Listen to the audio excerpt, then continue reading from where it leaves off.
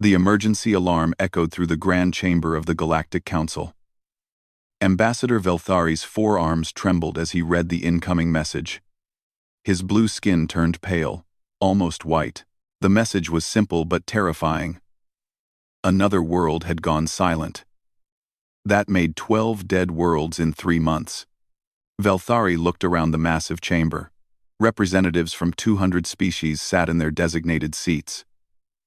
Some had scales, others had fur. Some breathed oxygen. Others needed different gases, but they all shared one thing today: fear. The chamber fell silent as Velthari began to speak. Members of the council, we face a crisis unlike any before. The Devourers have consumed 12 colony worlds. Over 40 million beings are dead. They leave nothing behind. No buildings, no plants, no life. Just empty rocks floating in space. His voice cracked. We must act now. The Lumerian representative stood up. She was tall and thin, with skin that glowed softly. We cannot respond with violence, she said. The Lumerian people have not fought a war in 3,000 years. We will not start now. There must be another way. The Karathi delegate tapped his fingers on his datapad. Numbers appeared in the air above his head. I have calculated the cost of military intervention. It would require 4,000 ships minimum. The economic impact would be severe. My people cannot support this expense. The cost is too high. An ancient Zethian floated in his containment field. He was old, very old. His species had ruled the galaxy once, millions of years ago. The Zethians do not involve themselves in such matters, he said slowly. These are young species problems. Let them solve it themselves. One by one, representatives stood and gave reasons why they could not help. Too expensive. Too dangerous. Against their beliefs. Not their responsibility. Wrong timing. Need more study. Must follow protocols. The excuses went on for hours. Captain Quan Su-jin sat in the human delegation area. She was small compared to most aliens in the room. Her dark hair was tied back in a simple style. She wore a plain gray uniform. No decorations, no fancy symbols. She just listened and watched. Next to her, Lieutenant Teho whispered, "They're not going to do anything, are they?" "No," Quan replied quietly. "They're scared. Those 12 worlds. There were children there. Families. Just regular people living their lives." Quan nodded. She had seen the reports. She had seen the last transmissions from those dying worlds. People screaming. People running.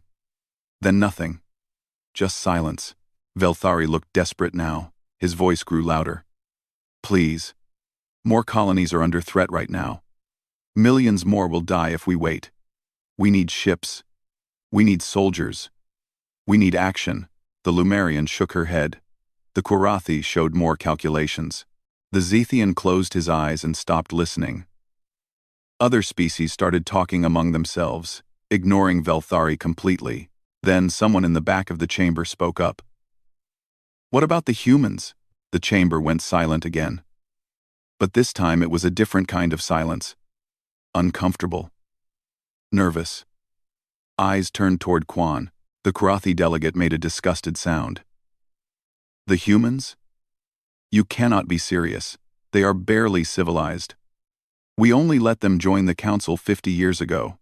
They still fight wars on their own planet." A small furry delegate named Pixtar squeaked nervously. "I have read the human files. They have weapons everywhere. They point weapons at themselves. They have something called nuclear bombs that can destroy entire cities. They are dangerous. Ruthless," another voice added. "That's what they are. Ruthless and violent." More voices joined in. The humans were too aggressive. Too warlike. Too unpredictable. They couldn't be trusted with a military mission. They might make things worse. Better to keep them away from the problem. Velthari looked at Quan. He seemed embarrassed but also curious. "Captain Quan, your people have a reputation for military capability. Would humanity consider responding to this threat?" Quan stood up slowly. Every eye in the chamber watched her. She was so much smaller than most of them. But she stood straight and confident. She thought about those 12 dead worlds. She thought about the families, the children, all those lives lost while these politicians talked and argued. "Send us the coordinates," she said. Her voice was calm and clear. Velthari blinked in surprise. "Just like that? No debate? No calculations? No need to consult your leaders?" "I'll need to confirm with Earth Command," Quan said. "But I already know what they'll say. Send us the coordinates. Send us all the data you have. We'll leave immediately." The Kurathi stood up angrily. "This is foolish. You don't understand what you're facing. The Devourers have destroyed every fleet sent against them. You'll be throwing away lives for nothing." Quan looked at him directly. "Maybe. But at least we'll try. That's more than you're doing." The chamber exploded with noise. Some delegates protested. Others argued. A few seemed relieved that someone was finally taking action. But most just seemed shocked that the humans had agreed so quickly. Quan sat back down and opened her communication device. She sent a message directly to Earth. To Admiral Teho, at Defense Command. The message was short. 12 worlds dead, millions killed, devourers on the move. Council won't act, requesting permission to volunteer human forces. The reply came back in less than 20 minutes. Quan had expected to wait hours, maybe days. But Admiral Teho's response was immediate and simple. "Permission granted. We're already preparing the fleet. Get us those coordinates. We launch in 48 hours. Quan stood up again and interrupted the still arguing council. "The human answer is yes. We will respond. Send all data immediately to these coordinates." She transmitted the military frequencies. Velthari looked at her with something like wonder in his eyes. "Your leaders agreed? Already? My leaders understand that when people are dying, you don't debate. You act." The Lumerian representative approached Quan after the session ended. "You don't know what you're volunteering for. The Devourers are death itself. They cannot be reasoned with. They cannot be stopped. They only consume." "A part," Quan met her eyes. "Then we'll teach them something they haven't learned yet." "What's that?" "That humans don't run from death. We run toward it if it means protecting others." The Lumerian stepped back, her glow dimming. She looked at Quan with something between respect and pity. "You really are ruthless." "Ruth," Quan smiled slightly. "You have no idea what that word really means." Over the next 2 days, data flooded into human systems. Star charts, colony locations, everything the Council knew about the Devourers. It wasn't much. No one had survived close contact long enough to learn their weaknesses. In orbit around Earth, the 7th Expeditionary Fleet prepared for departure. 30 warships, 5,000 crew members, Marines, pilots, engineers, medics, all volunteers, all ready.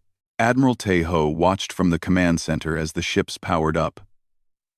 His second-in-command, Commander Hana Yi, stood beside him. "They think we're crazy," Hana said.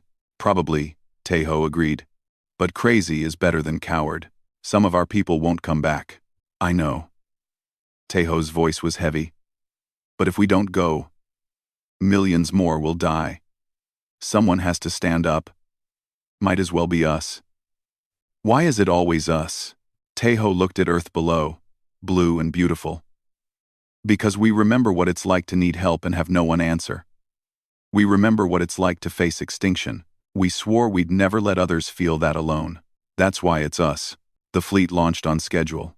30 ships jumped into hyperspace, racing toward the outer rim, racing toward the Devourers, racing toward what might be their deaths. Behind them, the Galactic Council watched and waited. Some hoped the humans would succeed. Others expected failure. All of them wondered the same thing. What made these small, strange, violent creatures so willing to risk everything? They were about to find out. The human fleet dropped out of hyperspace near the colony world of Thalris. Captain Hyun-Woo Lee stood on the bridge of the flagship Indomitable, staring at the screens. What he saw made his stomach turn. The planet below was covered in dark spots. They moved like oil spreading across water. Devourers, millions of them, maybe billions. They crawled over cities, forests, oceans. Everywhere they touched turned gray and lifeless. The colony had 3 million people. Most were already dead. "Sir, we're receiving a distress signal," the communications officer said. "It's weak. Coming from underground." "Put it through," Hyun-woo ordered. A voice crackled over the speakers. It was rough. "Scared. This is Shelter 7. We have 200,000 civilians in the underground bunkers. The Devourers are breaking through our doors. Please, if anyone can hear this. We need help. We have children here. Please." The signal cut off. Then screaming. Then nothing. Hyun-woo looked at his crew. They were all young. Most had never seen real combat. They joined the fleet to explore space, not to fight monsters. But now their faces showed determination, not fear. "All ships," Hyun-woo spoke into the fleet channel. "Battle formation. We're going in." His weapons officer looked up. "Sir." Admiral Taeho's orders were to observe first. Assess the situation. Make a plan. Those people don't have time for plans. Load all weapons. Prepare for close combat. On the other ships, crews rushed to battle stations. Captain Ji-woo Choi commanded the science vessel Discovery. She was supposed to study the Devourers from a safe distance. Instead, she armed her ship's limited weapons and moved into attack position. Commander Dae-jung-nam led the Marines on the assault carrier Thunder. His soldiers checked their weapons and armor. They had trained for years, but training was different from real war. Dae-jung walked through the rows of Marines, looking each one in the eye. "We're going down there," he told them. "It's going to be bad. Some of us won't come back. But those people in those shelters, they're counting on us. We're all they have. So we're going to go down there, and we're going to get them out. All of them. Understood?" "Yes, sir." The Marines shouted together. The fleet moved toward the planet. The Devourers noticed them immediately. Thousands of the creatures launched into space. They had no ships. They didn't need them. They could survive in the vacuum of space, using some kind of biological propulsion to fly. They looked like insects mixed with nightmares. 6 legs, sharp like blades. No eyes that could be seen. Mouths full of teeth designed for tearing and consuming. Each one was as big as a car, and they flew in perfect coordination, like a single organism with 1,000,000 bodies. "Here they come," the tactical officer said quietly. "All weapons, fire at will," Hyun-woo ordered. The human fleet opened fire. Missiles streaked through space. Energy weapons lit up the darkness. Railguns fired metal slugs at incredible speeds. The Devourers died by the hundreds, by the thousands, but more kept coming. Always more. A Devourer hit the hull of the Indomitable. Then another. They started tearing through the armor with their blade legs. Hyun-woo felt the ship shudder under his feet. "Hull breach on Deck 7, someone reported. Devourers are inside the ship. Security teams to Deck 7. Don't let them reach the crew quarters." Hyun-woo kept his voice calm. Panic would kill them faster than the Devourers. Throughout the fleet, the battle became savage. The destroyer Vigilant lost power when Devourers tore through its engine section. Captain Sang-woo fired the ship's self-destruct, taking hundreds of the creatures with him. The crew managed to evacuate first, but Sang-woo stayed behind to make sure the explosion happened at the right moment. On the assault carrier Thunder, Dae-jung and his Marines fought Devourers in the corridors. The creatures were fast and deadly. They killed 3 Marines before the others learned how to fight them effectively. Shoot for the center mass. Keep moving. Never let them surround you. Work in teams. Medic Soo-jin Hwang ran through the chaos, treating wounded soldiers. She was small and looked too young to be in a war, but her hands were steady as she patched wounds and gave injections. When a Devourer burst through a wall near her, she didn't run. She pulled out her sidearm and shot it 6 times until it stopped moving. Then she went back to treating the wounded. "We need to get those transports down to the surface," Hyunwoo said. "That's the whole point of this. We're not here to fight. We're here to save people. The Devourers are too thick around the landing zones," his tactical officer replied. "The transports won't make it." Hyunwoo looked at the screens. The man was right. The transports were big, slow, and unarmed. They'd be torn apart before they reached the ground. Unless someone cleared a path. Indomitable will lead the transports down, Hyunwoo decided. "We'll take the hits. Order all warships to form a protective corridor." "Sir, that will expose us completely. We'll be surrounded." "I know. Do it anyway." The Galactic Council had sent observers to watch the human response. One was Yisol Park, a human diplomat. The other was Velthari, the same ambassador who had begged for help in the council chamber. They watched from a small observation ship, far from the battle. Velthari couldn't believe what he was seeing. "They're insane," he whispered. "They're going to get themselves killed." "They're doing their job," Yisol said calmly. "Their job? Their job is to die? Their job is to save those people. The dying part is just a risk they're willing to take." The human fleet formed a corridor through the swarm of Devourers. Ships positioned themselves to create a protected tunnel down to the planet's surface. They took terrible damage. The destroyer Courage lost its entire forward section. The cruiser Defiance crew had to evacuate when the life support failed.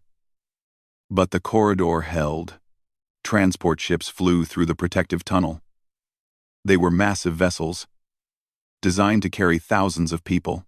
They descended through the atmosphere while warships above them fought and died to keep the path clear. Daejung's Marines were first on the ground. They landed near Shelter 7, the one that had sent the final distress call.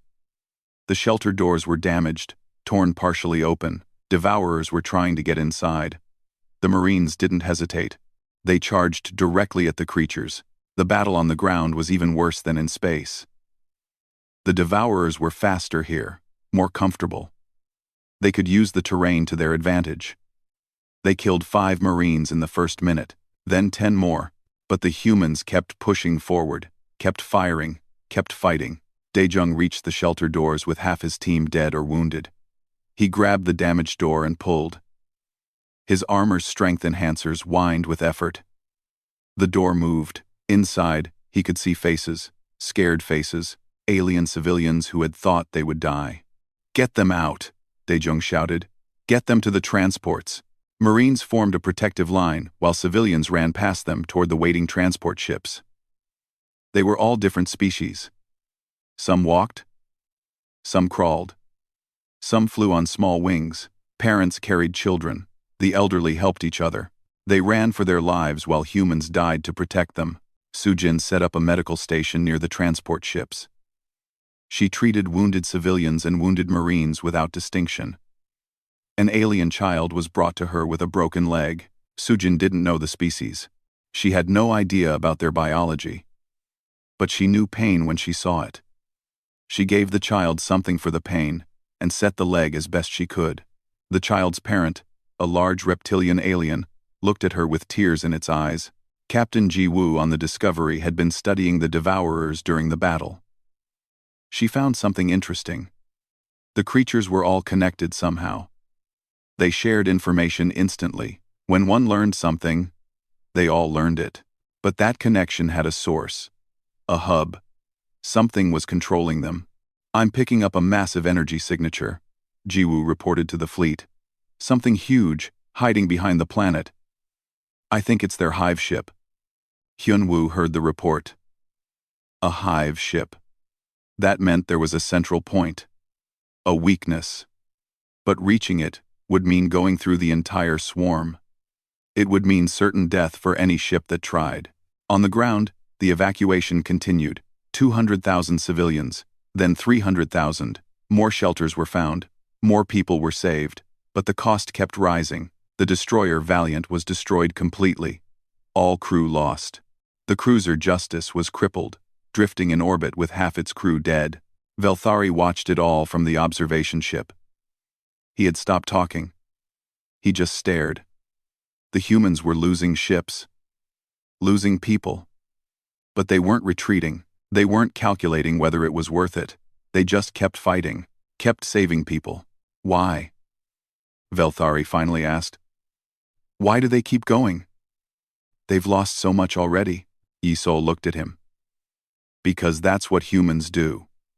When someone needs help, we help. No matter the cost. But the cost is worth it. Every life saved is worth it.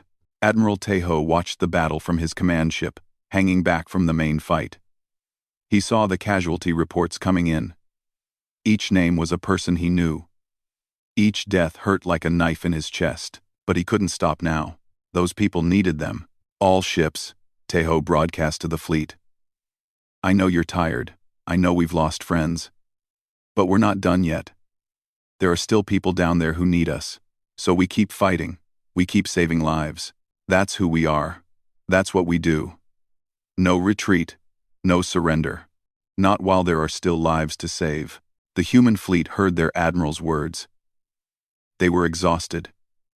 They were wounded. They were scared. But they kept fighting. The evacuation lasted 3 days. 3 days of constant battle. 3 days of humans fighting, dying, and refusing to quit. On the morning of the 4th day, the last transport ship lifted off from Thalris, packed with the final group of survivors. Velthari watched the transport rise into space, protected by what remained of the human fleet. He had been counting. Over 2 million civilians saved, from 12 different species, all rescued by humans while the rest of the galaxy did nothing. But the cost made him sick. 8 human ships destroyed completely. 5 more so damaged they could barely fly. Over 1,500 human crew members dead. 3,000 wounded, and still the humans kept their ships in defensive positions, making sure every last civilian got away safely. I don't understand, Velthari said to Yisol. They've won. The civilians are safe. Why don't they retreat? Yisol pointed at the tactical display. Because the Devourers are still here. If we leave, they'll just attack another world. This has to end here. But they can't possibly fight the entire swarm. Look at what's left of their fleet. They're in pieces. Then we better make sure those pieces count. On the Indomitable, Captain Hyun-woo was having the same conversation with his crew.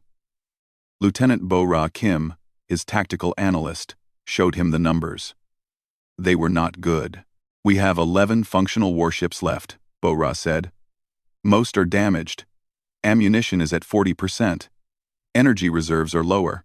We can fight for maybe 6 more hours before we have to retreat. What about the hive ship? Hyun-woo asked. Still hiding behind the planet, still controlling the swarm. Science Officer Ji-woo thinks, if we destroy it, the Devourers will become disorganized, easier to fight, or they'll go crazy and kill us all. That too, sir. Hyun-woo smiled despite everything. Well, we didn't come all this way to leave the job half done. Get me Admiral Tejo. The Admiral's face appeared on the screen. He looked tired. His uniform was stained with blood from helping wounded crew members. But his eyes were still sharp, still determined. We found their hive ship, Hyun-woo reported. Ji-woo says destroying it might break their control over the swarm. But getting to it means going through their entire defensive line. We'll lose more ships. Maybe all of them. Tejo was quiet for a moment. How many civilians did we save? Over 2 million, sir. That's 2 million people who get to go home to their families. 2 million people who get to see tomorrow. Because we were willing to pay the price. Tejo leaned forward. I'm authorizing the attack. Volunteer only. No one has to go on this mission. Sir, with respect, everyone will volunteer. I know. That's what makes me proud and sad at the same time. The call went out through the fleet. 1 mission. Strike the hive ship. Dangerous. Probably fatal. Volunteers only. Every single crew member volunteered. Every single Marine. Every single pilot. Not because they wanted to die, but because they knew it had to be done. Commander Dae-jung gathered his remaining Marines. He had started with 500. Now he had 230. The others were dead or too wounded to fight. These survivors were exhausted, hurt, running on nothing but will and duty. One more mission, Daejung told them. One more fight. We take out their hive ship. We save the next world they would have attacked. Maybe we save a dozen worlds. Maybe 100, but it means going right into the heart of their swarm. A young Marine raised her hand. Her name was Minji. She looked about 20 years old. Too young for this. Commander, if we're probably going to die anyway, why are we doing this? Daejung looked at her. Because someone has to. Because if we don't, they'll keep killing, keep consuming, keep destroying. We have the chance to stop them. Maybe it costs us everything. But that's a price worth paying. Quote. Minji nodded slowly. Okay. All the others nodded too. They were scared, but they were ready. Velthari listened to the human communications. He heard them planning this suicide mission. He heard them volunteering to die. It made no sense to him. The Galactic Council would have calculated the odds, would have decided the risk was too high, would have found another way, a safer way. They're going to die, Velthari said. All of them. For what? For strangers they don't even know? Yisol turned to him. You keep saying we're ruthless. You keep saying we're violent and dangerous. You're right. We are. But you don't understand what that means. Explain it to me then. Explain why your people throw their lives away. We're not throwing our lives away. We're trading them. Trading our lives for the lives of those 2 million people we saved. Trading our lives for every person on every world the Devourers would have attacked next. That's what ruthless means to us. It means doing what needs to be done, no matter the cost to ourselves. That's not ruthless. That's sacrifice, duty, honor. Yes. It's all of those things. And it's ruthless too. Because we're ruthless in our determination. We're ruthless in our refusal to give up. We're ruthless in our protection of the innocent. You thought ruthless meant cruel. It doesn't. Not to us. Velthari looked back at the tactical display. The small fleet of damaged human ships was moving toward the hive ship. Moving toward certain death. And they were singing. He could hear it over the communications. A human song. Something about standing together and never surrendering. The attack began at dawn. By the planet's time, the remaining human ships formed a spear formation. Indomitable at the front. They drove straight into the Devourer swarm. No clever tactics, no fancy maneuvers, just straight forward into the teeth of the enemy. The Devourers swarmed them immediately. Thousands. Tens of thousands. They covered the ships like ants covering food. The human vessels kept firing, kept moving, kept pushing forward. Ship after ship fell behind, too damaged to continue. But the rest kept going. Captain Ji Ho-yoon commanded the destroyer Phoenix. His ship took massive damage right away. Engines failing. Hull breaches on every deck. His crew was dying around him, but he could see the hive ship ahead. So close. Just a little farther. All crew, evacuate, Ji-ho ordered. Get to the escape pods. Sir, what about you? His first officer asked. Someone needs to steer this ship. Make sure it hits the target. Ji-ho smiled. Go. Tell my family I did my duty. The crew evacuated. Ji-ho locked the controls and aimed the Phoenix directly at the hive ship. Devourers tore through the bridge. He felt pain. Terrible pain. But he kept his hands on the controls. Kept the ship on course. His last thought was about his daughter. He hoped she'd be proud. The Phoenix hit the hive ship's side at full speed. The explosion was massive. It tore a hole in the hive ship's armor. Other human ships immediately targeted that hole, pouring fire into the wound. The hive ship shuddered, started to break apart. Captain Hyun-woo saw his chance. All ships.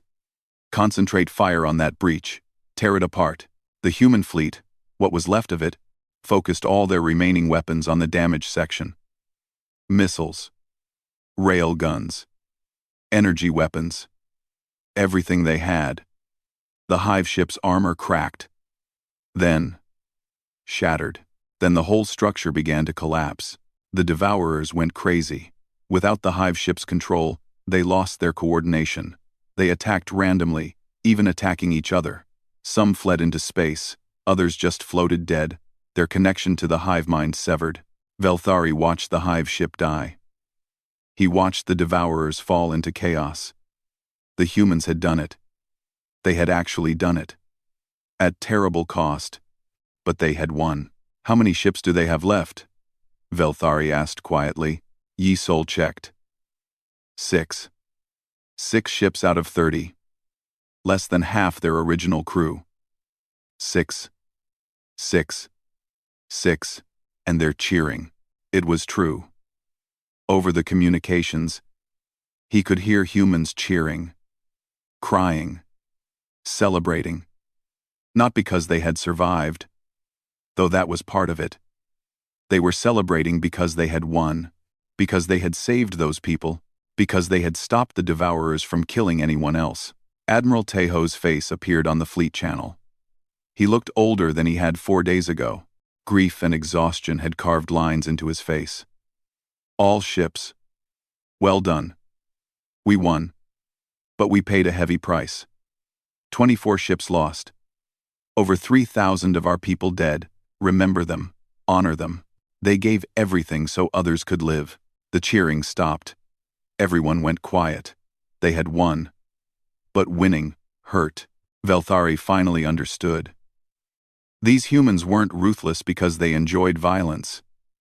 They were ruthless because they were willing to pay any price to protect others. They were ruthless in their commitment to doing what was right, even when it cost them everything. I need to report this to the council, Velthari said softly. Tell them the truth. Yi Sol said. Tell them what ruthless really means. Tell them what we paid. And tell them we'd do it again. Velthari looked at her. You would? In a heartbeat, because that's who we are. The human fleet began the long journey home. Behind them, 2 million saved civilians boarded Galactic Council ships that had finally arrived. Too late to help, but in time to see what humans had sacrificed. In time to see what humans were really made of. And across the galaxy, the Council waited to hear what had happened. They were about to learn a lesson they should have learned long ago. They were about to discover that sometimes, the most ruthless thing you can do is care enough to fight. 3 weeks after the Battle of Thalris, the Galactic Council received a priority message. The Devourers were attacking again. This time, they hit a mining colony called Rexcore. 5 million people, and the swarm was bigger than before.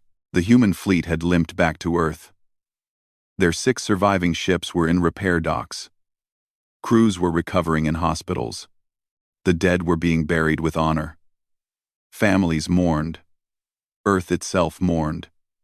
3,000 people had gone to fight. Only 2,000 came home. Admiral Tejo stood in his office, looking at the casualty lists. Each name was a person he had sent to their death. Each name was someone's child, parent, friend, lover. The weight of it pressed down on him like a physical thing. Commander Hana Yi entered without knocking. She looked at the lists on his desk and sighed. You can't carry all of them, sir. They knew the risks. They volunteered. Doesn't make it easier. No, it doesn't. Hana placed a datapad on his desk. We received a message from the council. The Devourers are attacking Rexcore. They're asking if humanity will respond again. Tejo looked at the pad. 5 million people. Another impossible mission. Another bloodbath. What's the status of our fleet? Still in repairs. It'll be weeks before they're ready, maybe months. And our crew? Most are still recovering. The ones who aren't are exhausted. They need rest, sir. They need time. Tejo nodded slowly. Then he picked up the pad and sent a message back to the council. 3 words. We'll be there. The message spread quickly. Humanity was going to fight again. Despite their losses. Despite having no ready ships. Despite everything. Within hours, something remarkable happened. Volunteers flooded the recruitment centers. People who had never served wanted to join. Civilian ship owners offered their vessels. Engineers worked around the clock to repair the damaged warships. Captain Quan Sujin, now back at Earth as humanity's representative, received a call from Velthari. His face on the screen looked troubled. "You can't be serious," Velthari said. "Your fleet is destroyed. Your people are exhausted. You can't possibly mount another expedition." "We don't have a choice," Quan replied calmly. 5 million people need help. No one else is offering. The Council is debating. The Council will debate while those people die. We've seen this before. But your own people are dying. How many more must you lose before you stop? Quan was quiet for a moment.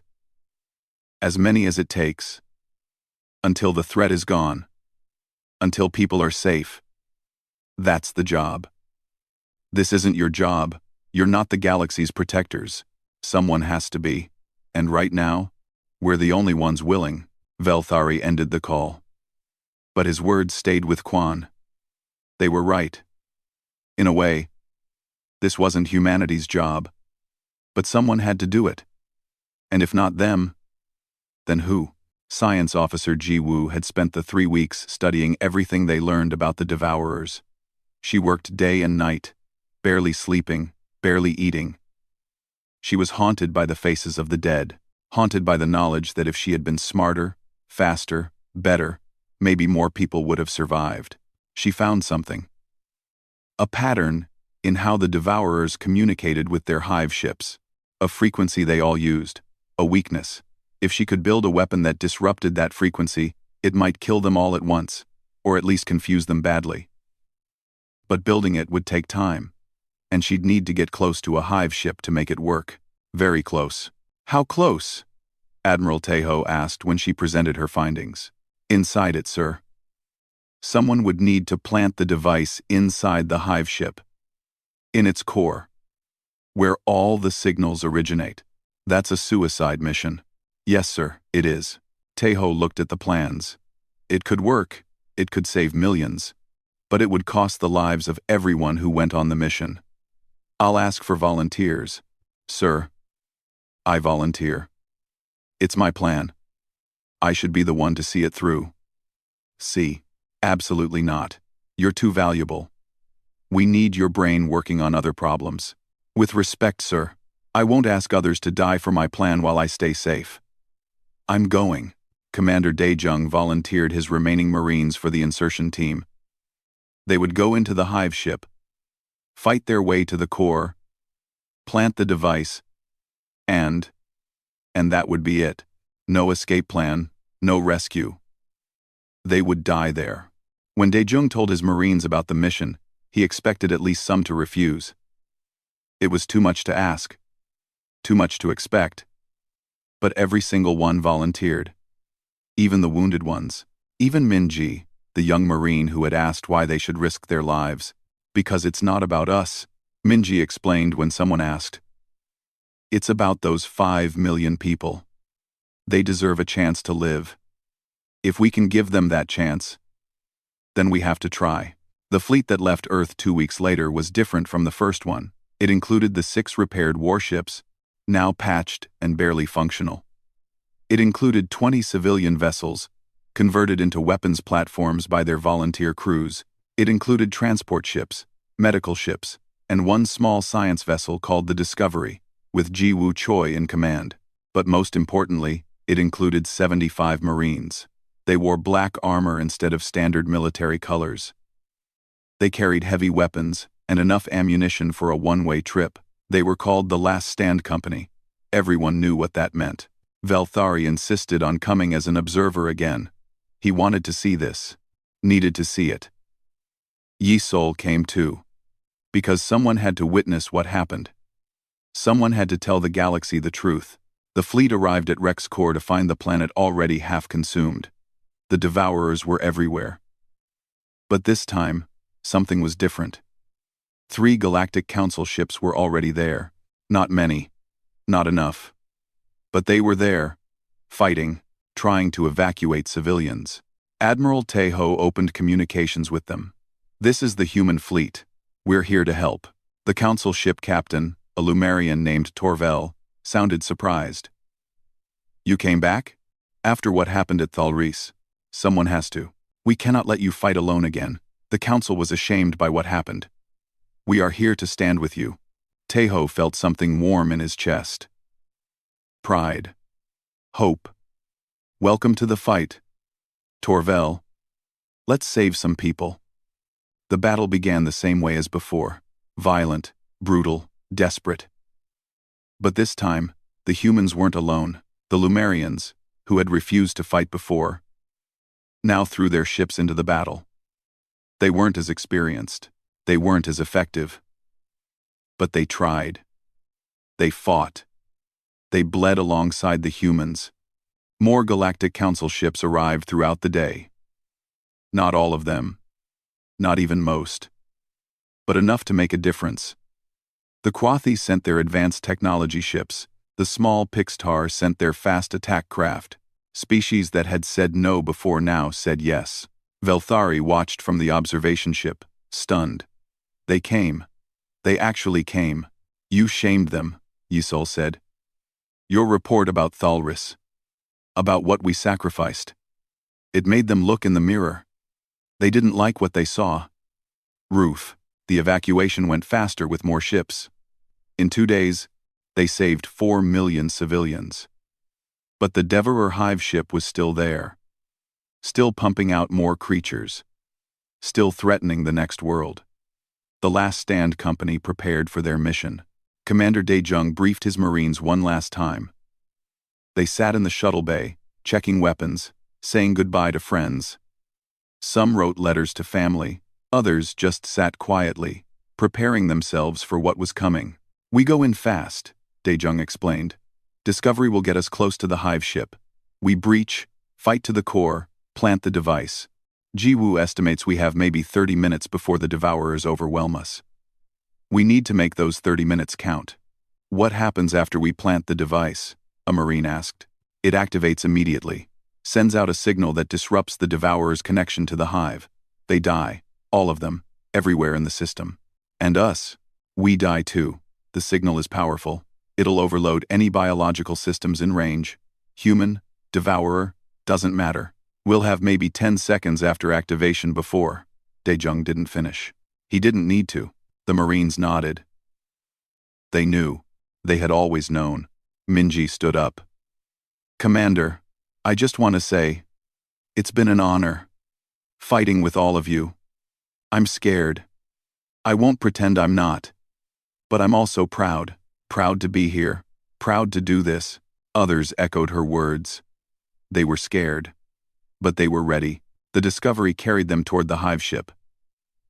Jiwoo piloted carefully, using every trick she knew to avoid the Devourer swarms. The rest of the human fleet created a distraction, pulling the creatures away from the Hive ship. It cost them ships and lives. But it worked. The path was clear. The Marines breached the Hive ship's hull using explosives.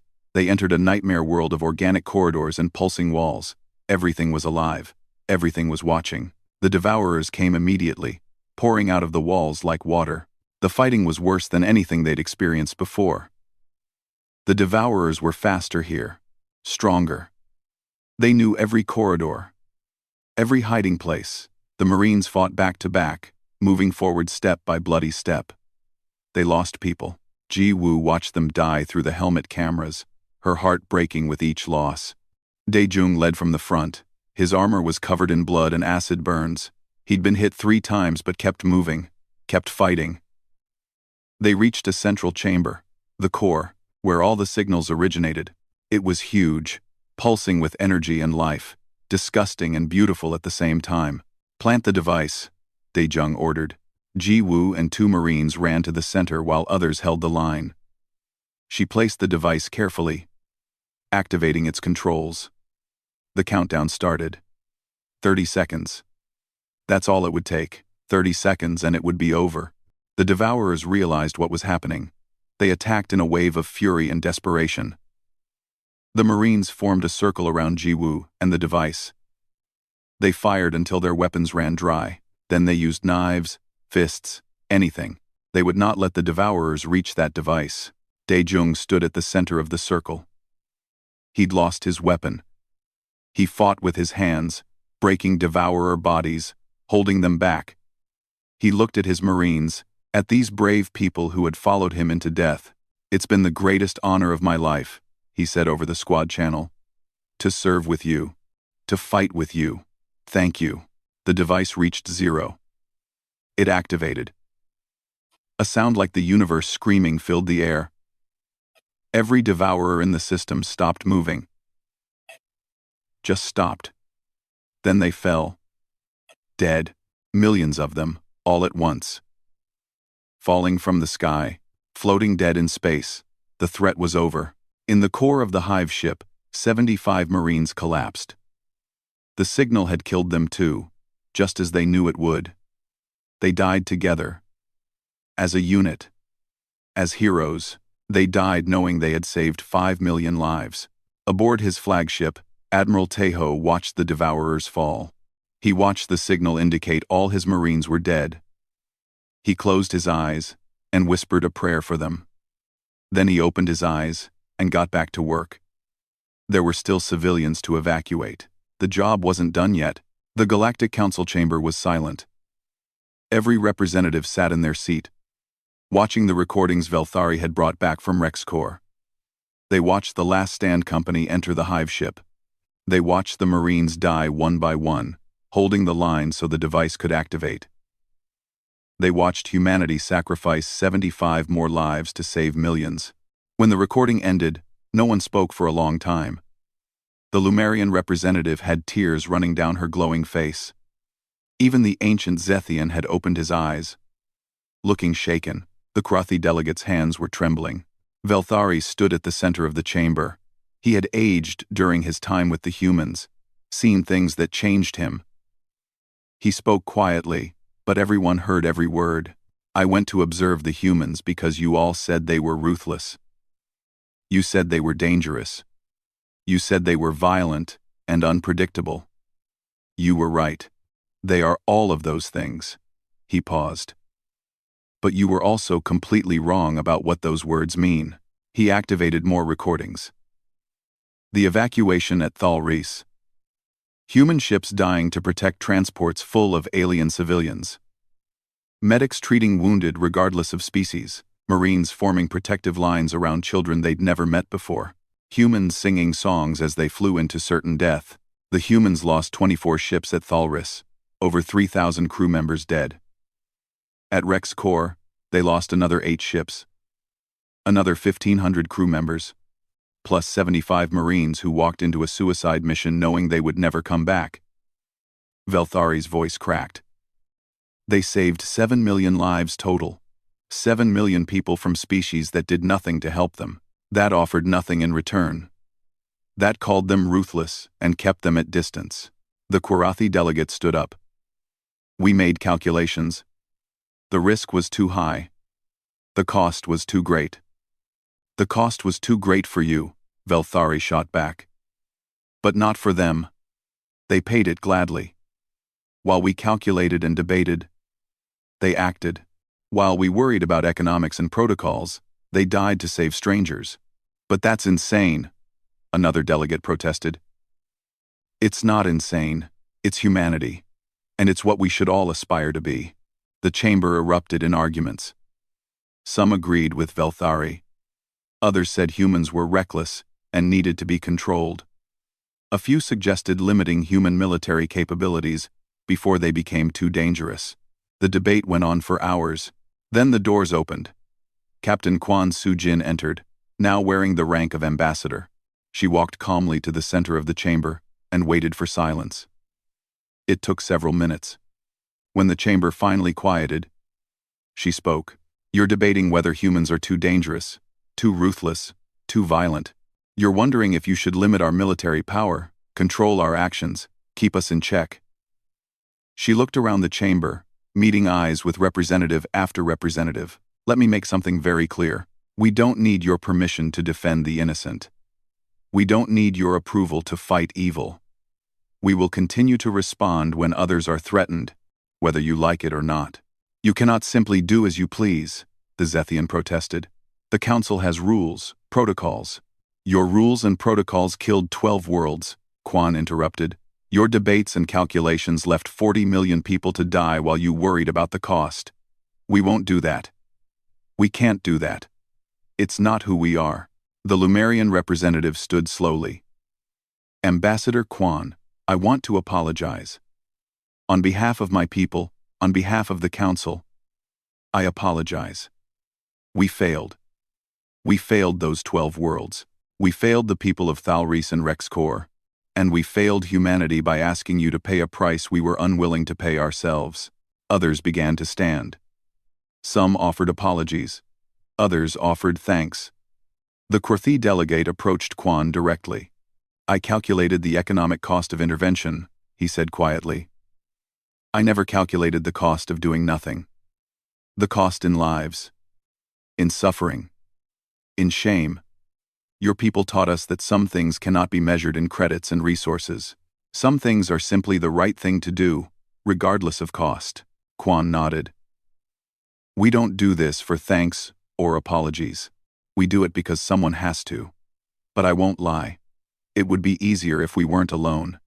If other species stood with us. Some did, Velthari pointed out. At Rexcor, other species came to fight.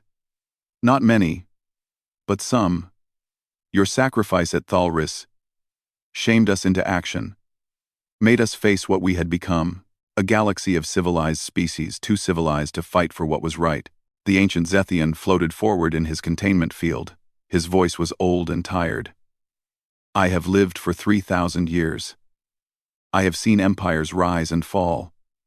I have watched species evolve and extinct, and I have learned something that the young races have not yet understood. Everyone waited. The Zethian rarely spoke, and when he did, it mattered. Every peaceful society needs protectors. Every civilization built on peace and prosperity exists only because someone, somewhere, is willing to fight to preserve it. The Zethians learned this millions of years ago. We found other species willing to be ruthless in defense of peace, to be violent in protection of the innocent. Without them, we would have fallen long ago. He looked directly at Quan. Humanity is such a species. The galaxy needs you, not despite your ruthlessness, but because of it. The chamber was silent again. Then, slowly, delegates began to vote. The motion was simple. Invite humanity to join the Galactic Security Committee. Give them authority to respond to threats. Support them with resources and backup. Make them official protectors instead of desperate volunteers. The vote passed. Not unanimously. Some species still feared human power. Still worried about human violence. But enough voted yes. Enough recognized the truth. Quan stood at the center of the chamber, feeling the weight of this new responsibility. It was what humanity had wanted. Official recognition. Official authority. But it came with a price. More missions. More battles. More losses. We accept, Quan said formally. Humanity will serve on the Security Committee. We will respond to threats. We will protect those who cannot protect themselves. But understand this. We will do it our way. When lives are at stake, we will not wait for debates or permission. We will act. And we will pay whatever price is necessary. That is precisely why we need you, Velthari said. 3 months later, Earth held a memorial service. It was the largest gathering in human history. Representatives from 50 Galactic Council species attended. They came to honor the fallen, to pay respects to those who had died saving their people. Admiral Tejo stood at the memorial wall. It listed every name. Every person who had died at Thalris and Rexcor. 4,500 names. He touched the wall, feeling the cold stone under his fingers. Behind him, thousands of people stood in silence. Ambassador Quan joined him. We're getting ready to launch the new security fleet. 12 ships. Larger, better armed. And we have volunteers from other species joining the crews. The Lumerians are sending medics. The Krothi are providing advanced technology. Even the Zethians are offering tactical advisors. It won't be enough, Teho said quietly. There will be other threats. Other battles. More names on walls like this. I know. But at least we won't be fighting alone anymore. Velthari approached them. He wore a human military uniform now, with the rank of observer permanently assigned to the human fleet. He had asked to serve with them, to learn from them, to help them. The council received a distress call. A species on the edge of council space is being raided by pirates. They're asking for help. And? Quan asked. The council voted to send the new security fleet. Your fleet. They want humans to respond. Teho smiled slightly. Of course they do. We're the ruthless ones. The ones willing to do what needs to be done. Is that such a bad thing? Velthari asked. No, Teho admitted. It's just who we are. Someone has to stand between the innocent and the darkness. Might as well be us. Will you always be the first to respond? Velthari asked. It was the same question he'd asked months ago. But now it came from understanding, not criticism, until the rest of the galaxy learns what it really means to be ruthless? Yes. Always. Teho looked at the memorial wall one more time. We'll always go. Because someone has to. Because lives matter. Because protecting others is worth any price. That's what ruthless really means. It means caring so much that you're willing to die for it. The new security fleet launched a week later. 12 ships, crews from 7 different species, but commanded by humans. Because when the galaxy needed someone ruthless enough to act, to fight, to sacrifice, everyone now knew who to call. The human fleet jumped into hyperspace, racing toward another crisis, another battle, another chance to prove that being ruthless didn't mean being cruel. It meant being brave enough to care, strong enough to act, and willing to pay any price to protect those who couldn't protect themselves. Velthari watched them go from the observation deck. Next to him stood Yisal, who had become his friend and teacher in understanding humanity. Do you think they'll ever stop? Velthari asked. Ever decide the cost is too high? Yisal shook her head. No. Because the cost of not acting is always higher. Every life lost while we debate, or calculate, or hesitate. That's the real cost. And humans will never be able to accept that. The galaxy is lucky to have them. The galaxy is lucky that someone is willing to be ruthless in defense of peace, whether that's humans or others. As long as someone stands up and fights, civilization survives. Far away, on a distant world threatened by pirates, people looked up at the sky. They had sent their distress call expecting no one to answer, expecting to face their doom alone. But now they saw ships dropping out of hyperspace. Human ships, with crews from across the galaxy, coming to help, coming to fight, coming to show that no one had to face the darkness alone. The galaxy had learned its lesson. When someone needed help, when evil threatened, when the innocent were in danger, someone would respond. Someone would always respond, because humanity had taught them what it really meant to be ruthless, and other species were finally beginning to understand. Being ruthless meant caring enough to fight. Being ruthless meant refusing to abandon those in need. Being ruthless meant paying any price to do what was right. That was the gift humanity gave the galaxy. Not violence, not cruelty, but the courage to act when action was needed. The strength to sacrifice when sacrifice was required. The will to stand up and say, "Not on our watch." That was what being ruthless really meant. And the galaxy would never forget it. Years later, when the history of this era was written, scholars would debate the Battle of Thal Reese and the sacrifice at Rex Core. They would analyze the tactics, study the decisions, calculate the costs and benefits, but they would all agree on one thing. The day humanity responded when no one else would, was the day the galaxy changed forever. The day civilization learned that peace required protectors, that safety required sacrifice, that sometimes the most ruthless thing you can do is care enough to fight, and they would remember the 75 Marines who walked into certain death to save millions of strangers. The ships that burned, to protect transports full of refugees. The admiral who sent his people to die and carried that weight until his own death. The captain, who became an ambassador and demanded the galaxy do better. The alien observer who learned that ruthless wasn't an insult but a compliment. They would remember. And they would understand. That when only the ruthless responded, the galaxy was saved. Not despite humanity's violence, but because of their courage. Not despite their willingness to fight, but because of their refusal to abandon those in need. That was the lesson. That was the truth. That was what being human really meant, and the galaxy was better for it.